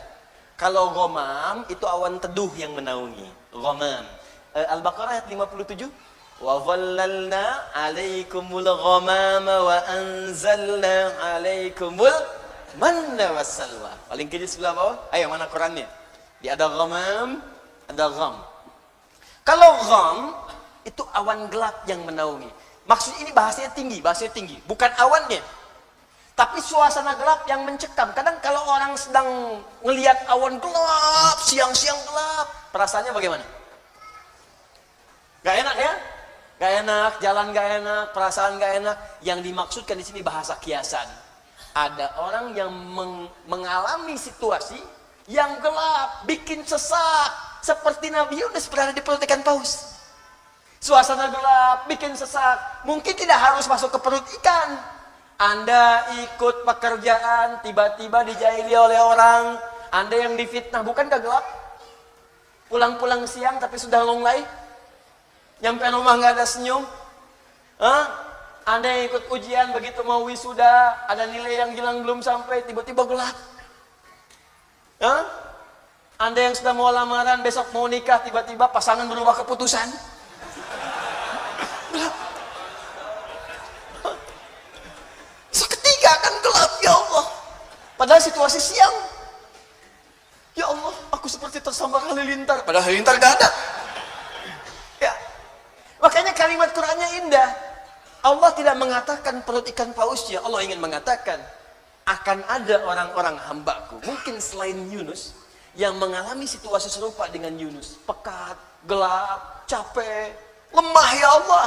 Walaupun tidak harus masuk ke perut ikan. Karena pekerjaan, karena di rumah tangga, karena di kampus, karena di kehidupan. Tapi Anda amalkan seperti Yunus. Dalam suasana di perut ikan pun masih nikmat. La ilaha illa anta subhanaka inni kuntu minadh zalimin. Perhatikan, begitu Anda mengamalkan zikir yang sama dan menikmatinya, wa kadzalika nunjil mu'minin. Belum selesai. Fa najjaynahu minal gham, kami selamatkan Yunus alaihissalam dari gham, perut ikan. Wa kadzalika nunjil mu'minin. Kalau ada orang-orang beriman setelahnya mengalami situasi yang serupa, bahkan masuk ke perut ikan pun dia berpikir, saya selamatkan, kata Allah. Atau bukan perut ikan, perut rentenir, kredit yang belum lunas, riba yang belum tuntas, lilitan utang, ya, kehidupan rumah tangga, masalah sosial, minta la ilaha illa anta subhanaka inni kuntu minadh zalimin. Uang belanja belum kunjung datang, la ilaha illa anta subhanaka inni kuntu minadh zalimin. Tuh. Nikmat. Maka poin besarnya, makanya Allah turunkan kehidupan semua nabi. Supaya kita belajar. Kalau sedang punya kedudukan, turunkan Nabi Sulaiman. Nabi Sulaiman itu bisa menaklukkan awan, bisa menaklukkan angin. Ya, bukan hayalan. Songgoku cuma awan kinton. Ya. Sulaiman semua awan. Guduha wa asyiya, datang pagi, datang petang, datang kecepatan kilat. Anda bayangkan, awan takluk, angin takluk, jin takluk, setan gak macam-macam. Anda bisa bayangkan, tapi dengan segala kekuasaannya, hadza min fadli rabbi. Tidak menghentikan beliau untuk bisa menyembah Allah dan tawadhu dengan kekuasaan. Nabi, Rasul, Raja, tingkat yang paling tinggi. Wah, jin takluk, setan takluk, awan takut, angin takluk, masih tawadhu. Ini semua bukan aku, Allah yang telah menetapkan. Sama semut masih baik. Pasukan, siap. Ada semut, jangan disakiti. Anda siapa? Nabi bukan, Rasul bukan. Angin tidak takluk, Anda berdoa malah datang ngintopan. Hah? Minta hujan nggak datang-datang, nggak diminta hujan datang. Bayangkan, Rasul bukan, surga belum jelas. Anda sebesar apa sih kedudukannya? Jangankan pada semut, bahkan manusia pun Anda zalimi. Hutan pun Anda gunduli. Ya, gunung pun Anda hilangkan. Lautan Anda kuras. Anda siapa gitu? Makanya belajar ke sini. Maka kalau Anda bisa ikuti seperti ini, muncullah kemudian seperti Abu Bakar, seperti Umar, Uthman, Ali, Umar bin Abdul Aziz, yang walaupun ada di kedudukan, indah kalimatnya. Allahu Akbar. Datang keponakannya, datang ke istana, tiba-tiba dimatikan lampunya, dinyalakan lilinnya. Ditanya dulu, kamu ada apa? Keperluan pribadi, matikan semua lampunya. Kenapa dimatikan? Kalau engkau datang sebagai rakyat, maka aku akan nyalakan semuanya. Engkau datang sebagai pribadi, karena ini fasilitas negara, maka hanya boleh digunakan untuk kepentingan yang luas, untuk masyarakat dalam kepentingan negara. Tapi ketika datang dengan kepentingan pribadi, maka aku matikan, aku nyalakan lilin yang milikku pribadi. Wah, kalau semua pejabat seperti ini enak. Masya Allah. Plat merah pakai undangan. Izin nggak ada. Izin ada nggak apa-apa. Tenang. Nggak ada masalah. Kan aturan diikuti dengan baik. Nah ini. Di indahnya, setiap ada kejadian yang kita alami, pasti ada contoh nabinya. Ya, ada yang naik kedudukan, digoda sama lawan jenis, ada, makanya muncul kisah Nabi Yusuf. Untuk mengingatkan, hati-hati kalau sedang punya kedudukan, godaannya bisa seperti ini. Bapak direktur, punya sekretaris, yang sekretaris perempuan. Satu ruangan, sekretaris abadi di rumah. Yang ditatap sekretaris kantor, 8 jam dilihatin terus. Hati-hati. Maka muncul kisah Nabi Yusuf. Ada lagi yang lain. Ya, ada ibu yang belum ada keturunan. Ya, bapak yang belum ada keturunan. Diturunkan kisah Nabi Zakaria supaya nggak bersedih. Nikmati. Lihat amalannya, pelajari. Kalau Anda amalkan semua itu, nikmat hidup. Puncaknya Nabi Muhammad SAW. Makanya semua miniatur Nabi, dari Nabi Adam sampai Nabi Isa alaihissalam, itu terkumpul contoh seluruhnya sempurna pada Nabi Muhammad SAW. Nabi sebelumnya sakit, Nabi Muhammad pernah sakit. Nabi sebelumnya punya kekuasaan, Nabi Muhammad punya kekuasaan. Nabi sebelumnya pernah dijahili, Nabi Muhammad banyak dijahili. Dan kita hafal sampai sekarang tokoh-tokohnya. Ada semuanya. Tapi bagaimana ketika Nabi mengalami semua itu, kenikmatan yang dirasakan? Anda dicaci dengan lisan, Anda dilempar dengan perkataan. Nabi dilempar dengan batu di Taif sampai berdarah. Duduk istirahat di bawah naungan pohon. Datang 2 malaikat penjaga gunung. Ya Muhammad sallallahu alaihi wasallam, mud yadaika ila sama. Muhammad sallallahu alaihi wasallam, angkat tanganmu ke langit. Mintakan kepada Allah supaya kami mengangkat 2 bukit di Taif itu untuk menghimpit orang-orang yang menyakiti engkau itu. Di malaikat sampai datang. Di malaikat aja merasakan, ini orang luar biasa nih. Melempar Nabi sampai berdarah. Datang. Angkat tanganmu ke langit, minta kepada Allah. Kami lakukan sekarang. Kami angkat 2 bukit itu, kami himpit mereka yang menyakitimu itu. Melempar engkau dengan batu. Apa jawab Nabi? Lah, jangan lakukan. Fa innahum qaumun la ya'lamun. Fa innahum qaumun la ya'lamun. Mereka belum tahu saja. Nanti kalau sudah tahu juga, mereka akan menyadari mereka salah. Ya Rabb, ila man takiluni? A ila qaribin yu'dhini? Am ila ba'idin yu'limuni? fa ana radin ma lam taghdab alayya. Ya Allah, setelah di Taif ini aku dilempari dalam berdakwah, kemana lagi engkau akan antarkan aku untuk berdakwah? Apakah dari Taif ini tempatnya masih dekat dan di situ aku akan disakiti lagi? Atau tempatnya masih jauh dan itu akan dizalimi lagi aku di sana? Aku ridha ya Allah, aku akan nikmati sepanjang engkau tidak marah kepadaku. Sepanjang engkau tidak marah kepadaku. Ya Rabb, mohon munculkan kelak di bumi Taif ini laki-laki, perempuan, anak-anak, dewasa yang kelak akan beriman kepada Allah dan Rasulnya Muhammad sallallahu alaihi wasallam. Dilempari, disakiti, keluar darah, menikmati itu semua. Ruku, disimpan kotoran di punggungnya, menikmati itu semua. Difitnah, dizalimi, menikmati itu semua. Harakat, indah. Hidup dengan orang munafik, dibimbing sampai mau tobat. Muhammad sallallahu alaihi wasallam. Dan dahsyatnya, ketika miniaturnya terkumpul di Nabi sallallahu alaihi wasallam, yang sangat luar biasa itu, maka Allah turunkan satu ayat. Jika Anda ingin sempurna mendapatkan kenikmatan hidup, maka ikuti semua petunjuk yang pernah ditunjukkan oleh Nabi Muhammad SAW dari mulai tidur sampai dengan kita tidur lagi. Karena tidak ada teladan yang terbaik kecuali yang ini. Maka turun Quran surah 33 ayat 21. Bagian pertama. Quran surah ke-33 ayat 21. Laqad kana lakum fi Rasulillahi uswatun. Allahu Akbar. Kalau nabi lain gak disifati dengan ini. Nabi lain tuh cuman kisah ini diikuti, kisah ini diikuti. Nabi Muhammad tidak. Langsung keluar kalimat uswatun hasanah.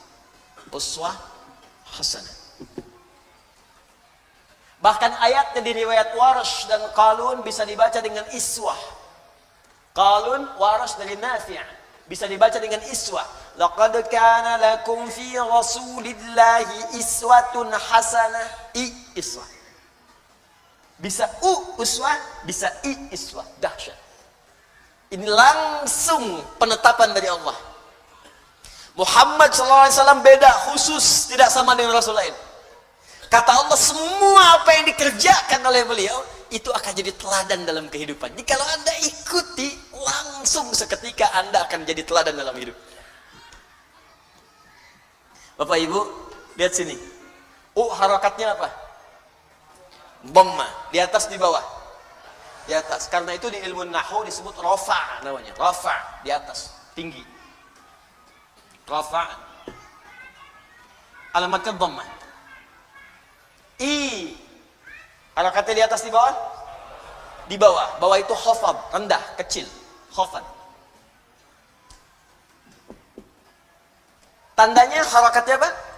Kasrah. Nih. Saya inginkan Anda paham.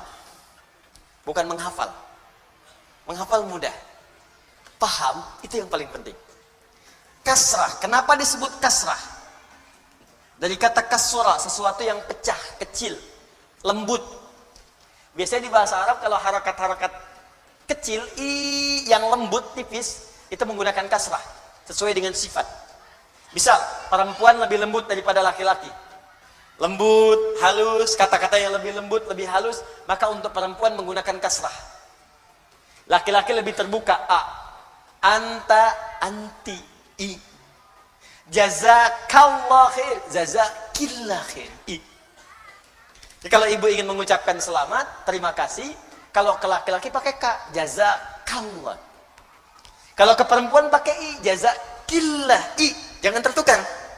Ya, saya pernah mengajar pakai batik, pakai peci apa, begitu selesai Ustaz, jazakillah khair. Masya Allah. Alhamdulillah. Di kasrah artinya pecah. Karena pecah jadi mengecil.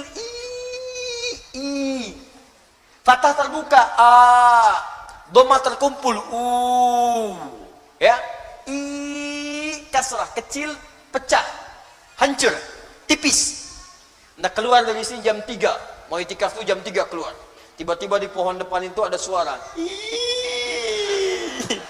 tunjuk, kasrah. Fathah, Habis itu lari. Nah. Sekarang belajar ilmu bahasa. Awas 5 menit kita selesai. Fokus. Kenapa disebut kasrah? Kasrah menunjuk pada sesuatu yang pecah, rendah. Kalau pecah itu jadi kecil ya. Kasrah zujat, kaca pecah maka jadi kecil. Jadi kalau ada sesuatu menggunakan harakat kasrah, ini menunjuk pada sesuatu yang kecil, ringan.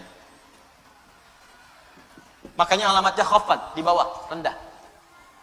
Kalau menggunakan sesuatu yang tinggi, terkumpul, rafa, tinggi.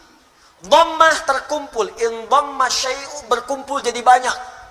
Kalau ingin menunjukkan sesuatu yang banyak, maka gunakan harakat dhammah, kemudian harakatnya tinggi di atas, rafa. Perhatikan. Ketika Allah menyebutkan Nabi menjadi teladan, kenapa menggunakan 2 harakat? Di atas tinggi, di bawah rendah. Seakan ingin menjelaskan kepada kita, Nabi Muhammad itu jangankan perilakunya yang tinggi-tinggi, yang banyak bisa kita temukan. Cara sholatnya yang 1 rakaat sampai dengan kakinya bengkak. Ya, Masya Allah. Cara infaknya yang saat berinfak dengan 1000 ekor unta.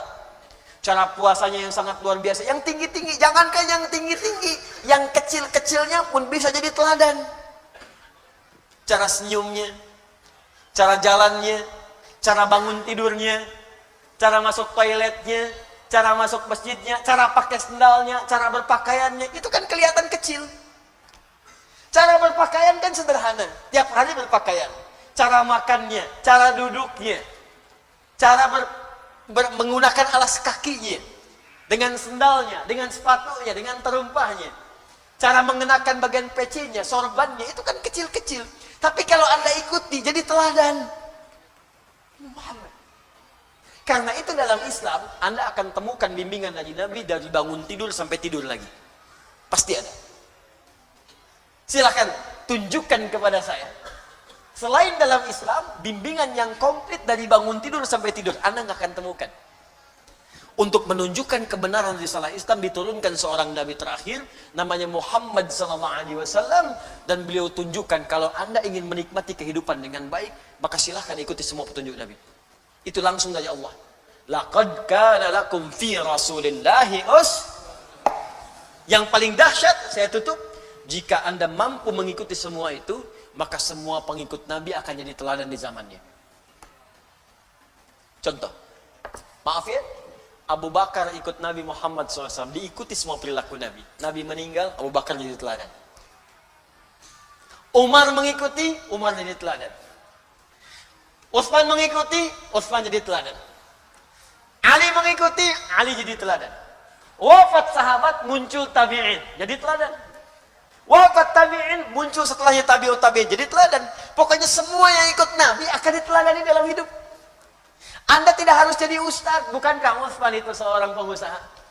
Abdurrahman bin Auf seorang pengusaha. Amr bin As seorang diplomat, birokrat bahkan. Ayo, jadi apapun Anda, ikuti cara Nabi membimbing kita. Ustaz, bagaimana dengan kami perempuan? Ibu, bukankah Sayyidah Khadijah istri Nabi? Bukankah Aisyah istri Nabi? Bukankah Zainab istri Nabi? Makanya Nabi diizinkan menikah lebih daripada 4 perempuan. Karena semua istri-istri Nabi itu menjadi miniatur karakteristik semua perempuan di bumi. Makanya ibu pulang ke rumah, ibu baca sirah istri-istri Nabi. Ibu akan menemukan, ibu akan mirip siapa. Ibu akan temukan. Ya, ada yang cekatan, senang belajar, berarti seperti Sayyidah Aisyah. Ibu pelajari bagaimana riwayat Sayyidah Aisyah. Ada yang senang ngaca, senang macam-macam, kan? Ada yang senang misalnya mohon maaf bikin masakan dan sebagainya. Ada. Kalau Khadijah itu agak susah memang. Ya. Tapi bukan berarti nggak bisa diikuti. Cirinya sederhana, Bu. Begitu suami melihat ibu, hilang setengah masalah. Khadijah. Itu dari Al-Bukhari nomor hadis 4-5. Nabi pulang dari Gua Hira, ya, begitu kemudian melihat malaikat Jibril dalam bentuk rupanya, tergesa-gesa pulang ke rumah, dibukakan, begitu melihat Sayyidah Khadijah, setengah masalah hilang. Digenggam tangannya, kata Nabi, zammiluni, zammiluni, selimuti saya, dibawa ke kamar, diselimuti, keluarlah kalimat yang indah itu. Allahu Akbar. Sayang, engkau itu orang yang sangat baik. Engkau penyambung silaturahim. engkau senang memberi, yakinkan pada jiwamu, aku akan selalu bersamamu dalam suka dan duka. Istri begitu, Pak.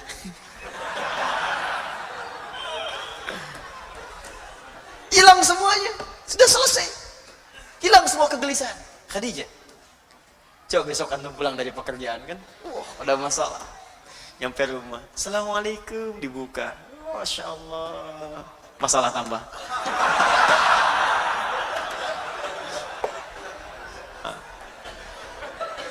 Dan bonusnya, saya akhiri, bonusnya orang yang mampu mengikuti Nabi SAW dalam setiap taraf hidupnya bukan hanya akan dijamin tenang hidupnya, tapi orang ini akan langsung mendapatkan cinta Allah Subhanahu wa taala. Itu ada di Quran surah ketiga Ali Imran, saya tutup ayat 31. Qul in kuntum tuhibbunallaha fattabi'uni yuhibbukumullah wa yaghfir lakum dzunubakum. Katakan Muhammad, katakan pada umatmu, jika mereka atau kalian serius mencintai Allah, maka buktikan cinta itu dengan mengikuti semua petunjuk Nabi Muhammad SAW. Mulai sekarang belajar ya Bu ya, Pak. Belajar yang ringan-ringan dulu. Bangun tidur bagaimana petunjuk dari Nabinya. Mau makan petunjuknya bagaimana. Niatkan untuk mencintai Nabi. Niatkan untuk mengikuti Nabi. Jalan bagaimana Nabi berjalan.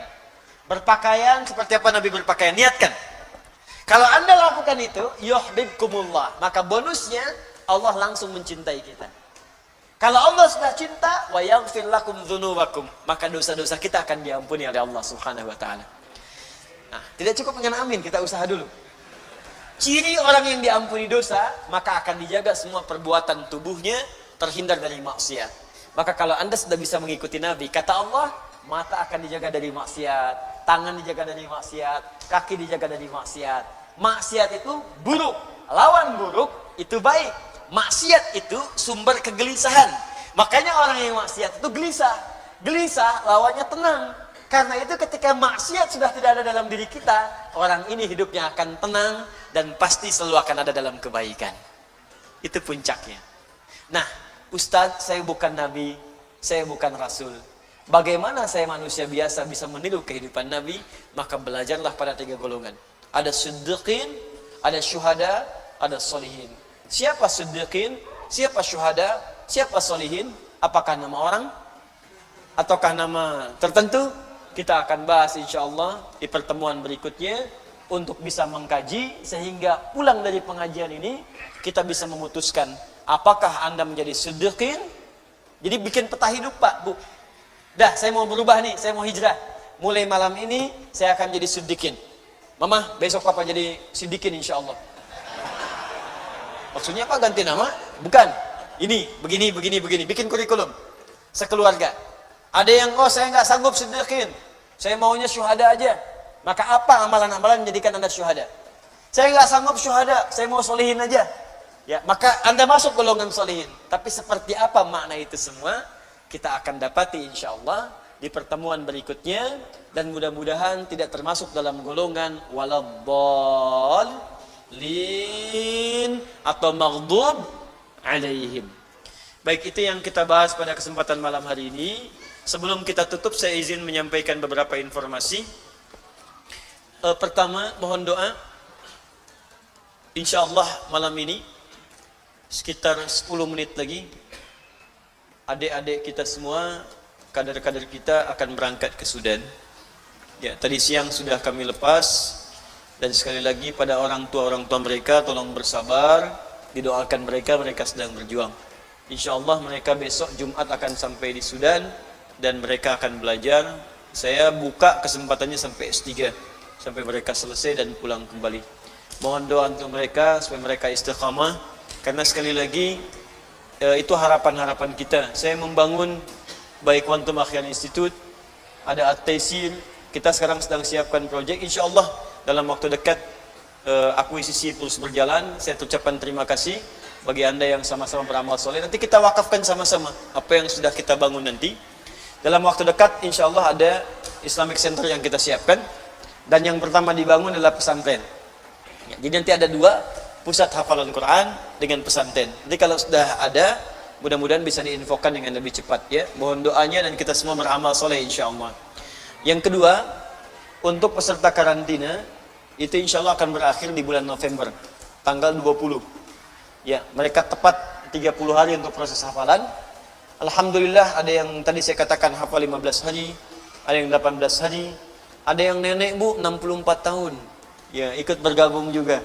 Ada yang 43 tahun, ada yang 12 tahun, ada yang 15 tahun. Alhamdulillah nggak ada batasan. Nah, ketika mereka selesai, akan ada persiapan untuk karantina akbar di bulan Desember. Nanti kami infokan tanggalnya dalam waktu dekat. Kalau sudah tahu, Anda bulati tanggalnya. Karena di situ saya akan mengajarkan bagaimana menghafal Quran di tempat-tempat Anda tinggal. Jadi tidak harus ikut misalnya karantina khusus. Saya sedang menyiapkan sekarang dan insya Allah dalam waktu dekat selesai dan tahap cetak. Di situ akan ada bimbingan, mulai waktunya menghafalnya kapan, teknisnya bagaimana, mulai dari surat apa, insya Allah dilengkapi sampai di situ, sampai tahap-tahap ke pengulangan-pengulangannya. Insya Allah berlangsung di bulan Desember. Nah itu yang kedua. Yang ketiga, yang terakhir, ini nasihat saya untuk semua. Mulai hari ini, coba perbaiki hidup kita. Hal-hal yang nggak penting, tinggalkan. Saya ulang, hal-hal nggak penting tinggalkan. Jangan terlibat pada hal-hal yang nggak penting. Apalagi sesuatu yang sudah jelas hukumnya, nggak usah ikut terlibat di dalamnya. Ya, sekarang banyak orang dirisaukan dengan hal-hal yang sudah nggak penting. Banyak didiskusikan, banyak diperdebatkan sehingga mengganggu kesempatan itu untuk beramal soleh. Kalau bukan bagian urusan kita, udah tinggalkan saja. Orang sibuk membahas masalah cadar, sibuk membahas masalah celana cingkrang. Sudah Anda ikuti aja apa yang Anda kemudian bisa dapatkan dari bimbingan amal soleh. Hal-hal yang nggak penting jauhi oleh kita. Ya, kemudian yang tidak bermanfaat tayangan mulai jauhkan, karena satu saat kita akan wafat. Dan saya cuma mau sampaikan begini, perlombaannya semakin kuat Bu Pak.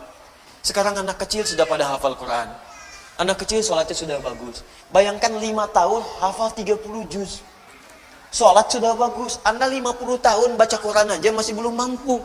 Anda butuh berapa tahun lagi?